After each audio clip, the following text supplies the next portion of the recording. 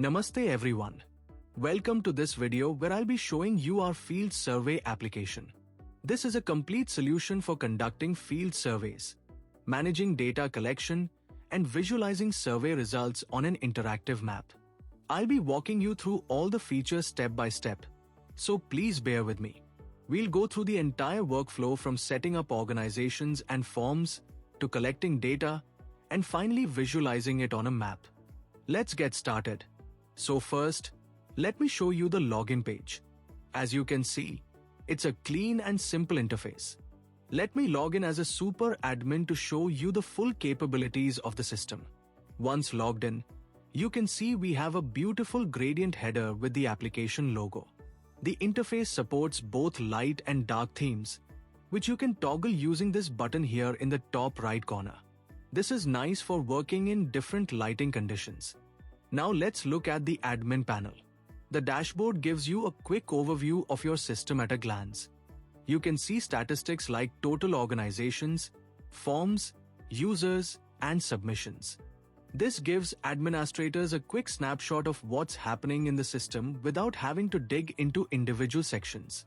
On the right side, you can see recent organizations that have been created. It's quite helpful for quick access to your most recent work. But let's start by creating our first organization. Moving on to organizations. Think of organizations as departments or projects in your system. You can create multiple organizations to separate different survey projects, which is really useful when you're managing multiple teams or different types of surveys. Let me create a new organization. I'll click on the Create Organization button. Here I can enter the organization name. Let's say Infrastructure Survey Project. I'll add a description explaining what this organization is for, and I can set whether it's active or not. Once I save it, the organization appears in the list. You can see we have search functionality here. You can search by organization name or status. This makes it easy to find specific organizations when you have many of them, which is really helpful as your system grows. You can also edit existing organizations, activate or deactivate them as needed. Deactivating an organization will prevent new forms or users from being assigned to it, but existing data remains intact, so you don't lose anything. Perfect. Now we have an organization set up. Before we create users, we need to have forms ready for them to use. So let's create a survey form first. Forms are the heart of the system. This is where you define what data you want to collect. Let me go to the Forms section and click Create Form. I'll give it a meaningful title. Let's say Infrastructure Survey Form. I'll add a description explaining what this form is for, and then I need to assign it to an organization. Since we just created an organization, I'll select that one. Once the form is created, I need to add fields to it. Let me click on Manage Fields for this form. Here I can add different types of fields. We support many field types. Text for text input. Whole number for integers. Decimal number for decimal values. Single choice radio buttons. User selects one option. Multiple choice checkboxes. User can select multiple options. Date picker. Photo upload. Users can upload photos from their device. Photo capture. Users can directly capture photos using their device camera. Photo flexible. Users can either upload or capture photos, gives them flexibility. Location captures coordinates. Let me add a few fields to demonstrate. First, a text field for surveyor name. I'll make it required. Then a single choice field for condition with options like good, fair, poor. For multiple choice, let me add issues found with options like water leakage, electrical problem, structural damage. Now let me add a photo capture field for site photo and a location field to capture the exact location. I can also add a date field for survey date. You can see all the fields are listed here with their types and whether they're required or not. You can edit or delete fields and reorder them by changing their display order. Perfect. Now that we have a form ready, let's create a survey user who can use this form. Let me go to the Users section.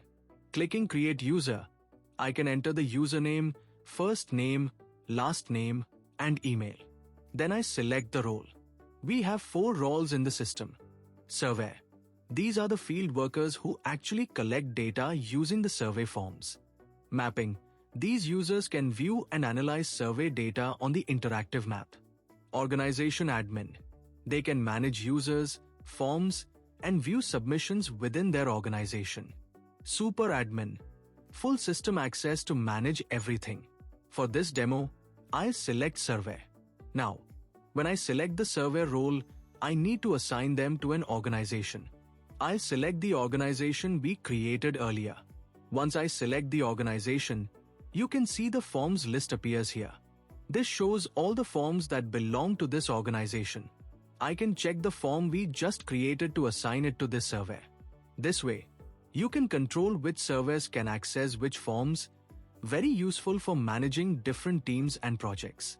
I'll check the infrastructure survey form we created and then save the user. Once saved, the user appears in the users table. You can search by username, email, role, organization, or status. You can edit users, activate or deactivate them, and delete them if needed. Great!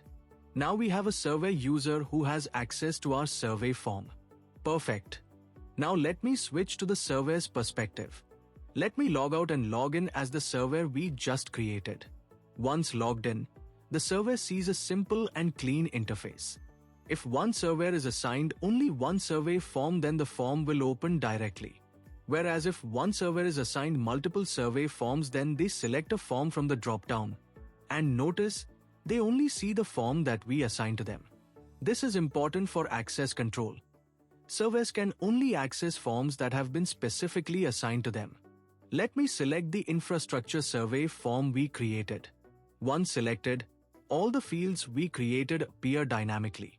The surveyor can fill in the text fields, select from single or multiple choice options, pick a date, and so on. For the photo field, since we set it as photo capture, the surveyor can click and directly take a photo using their device camera. If it was photo upload or flexible type, they could choose to upload from gallery or capture new, giving them flexibility. For location field, the form shows a map with survey current location marked on the map. Surveyor need to tap on the map to mark the low action, and system will automatically captures the GPS coordinates of the marker. At the same time, application also captures surveyor's live location in the backend and saves into database. This is very useful for field surveys because you get the exact location where the data was collected. Let me fill in some sample data.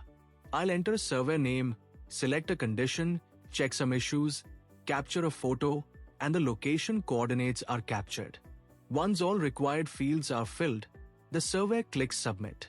The data is sent to the server along with the photos and location coordinates. A success message confirms the submission. Great! The data has been collected and submitted successfully. Now let me go back to the admin panel and log in as super admin again. Let's look at the submission section. This is where all the survey data comes in. You can see all submissions in a table format. There are powerful filtering options here. You can filter by organization, by form, by survey, or by date range. This makes it very easy to find specific submissions when you have a lot of data. For example, if I want to see all submissions from last week for a particular form, I can set the date range and select the form, then click Apply Filters. The table updates to show only the matching submissions. You can click on any submission to see all the details in a pop-up. All the field values, photos with clickable links, location coordinates, who submitted it, and when. This gives you a complete view of each survey submission. There's also an Export Excel button which allows you to download all the filtered submissions as an Excel file. This is very useful for data analysis and reporting outside of the system. Now, before we can view the data on the map, we need to create a mapping user. Mapping users have special access to view and analyze survey data on the interactive map. Let me go back to the user section and create a new user. I'll enter the details, and this time I'll select the mapping role. For mapping users, I need to assign them to an organization. But they don't need form assignments. Mapping users can see all forms from their organization on the map. Let me select the organization and save this user. Perfect. Now we have a mapping user ready. Now this is one of my favorite features, the interactive map. Let me log out and log in as the mapping user we just created to show you this.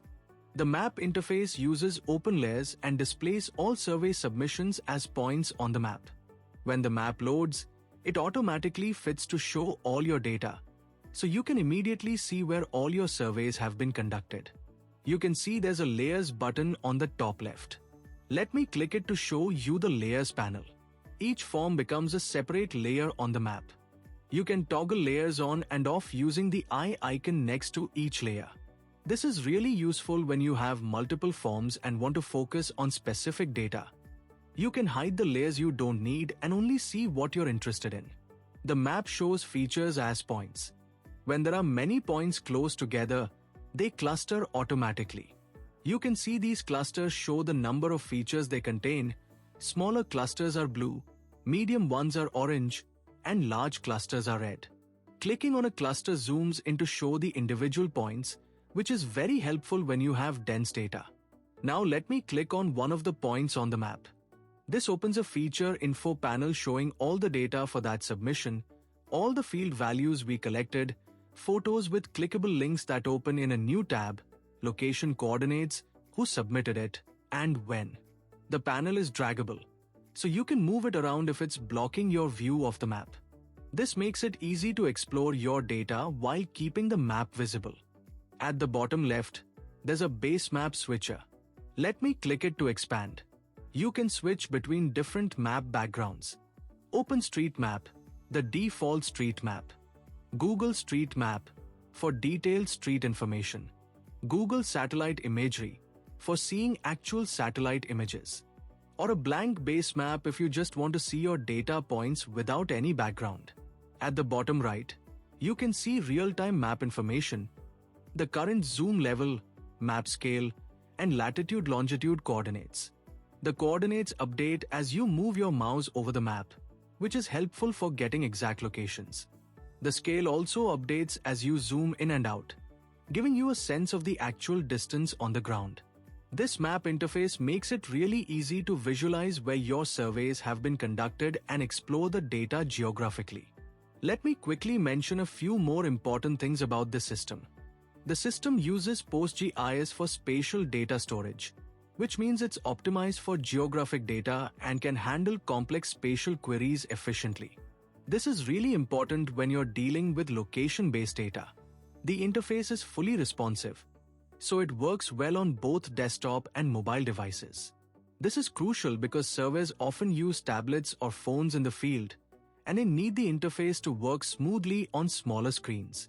The dark mode toggle is available throughout the application for comfortable viewing in different lighting conditions.